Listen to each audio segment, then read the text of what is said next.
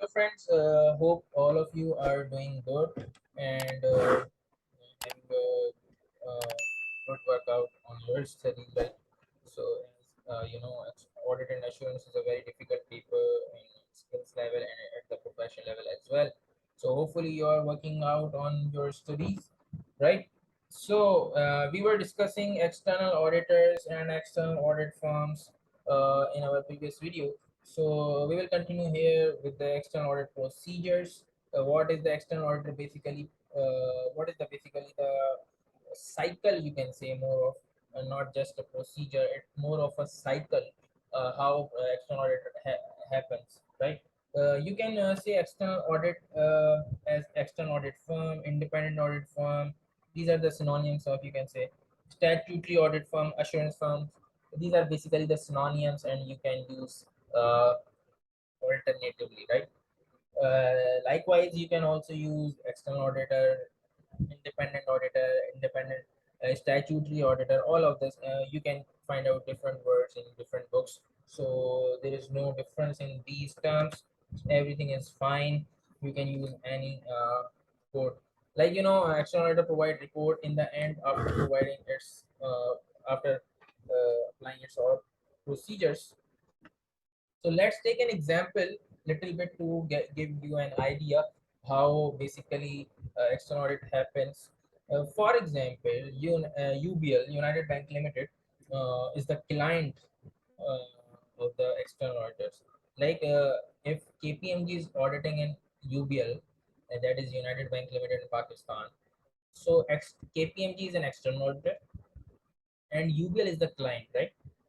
So let's say normally in Pakistan the year end is 31st December. So let's say the year end is 31st December 2021 and KPMG is the auditor. So normally what happens, external auditor if is providing an independent opinion over the year end financial numbers of the UBL. So what they will do, they will come before December, or you can say they will, if the year end is 31st December, they normally come. Like I used to be an auditor from Deloitte. So what they do, they normally come on 21st of December. Yeah, before year end, they will come and working on their working papers. If they are the recurring auditors, what are recurring auditors, we will discuss later. Uh, if they are recurring auditors, they will work on your working papers. They will do different meetings with the client or the management of the UBL. So they normally come at 21st of December, means 10 days before the year end, right? So when the year end will be over, what they will do, they ask the management about the trial balance and all that.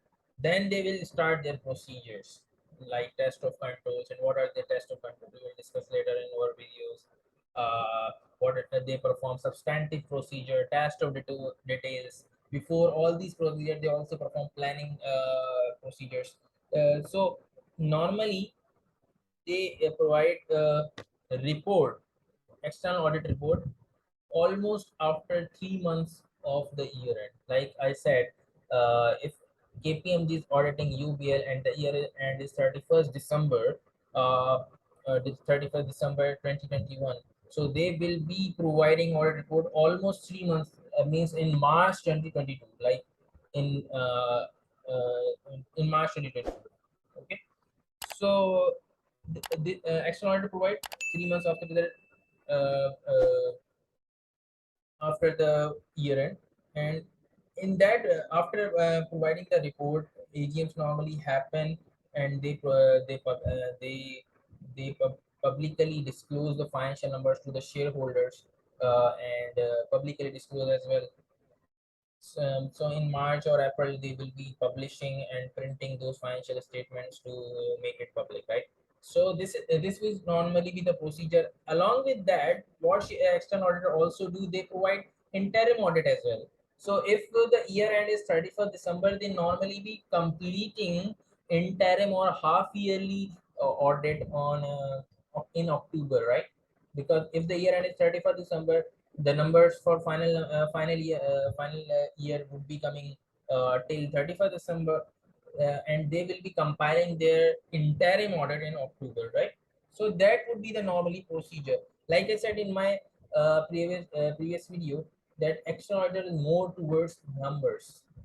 Internal auditors can assist or help external auditor in few tasks like in control matters and all that.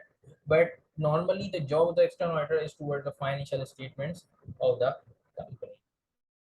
So this is the little procedure how they how the external auditor provide uh, financial report, external audit report, and what should be the procedure that I have discussed here.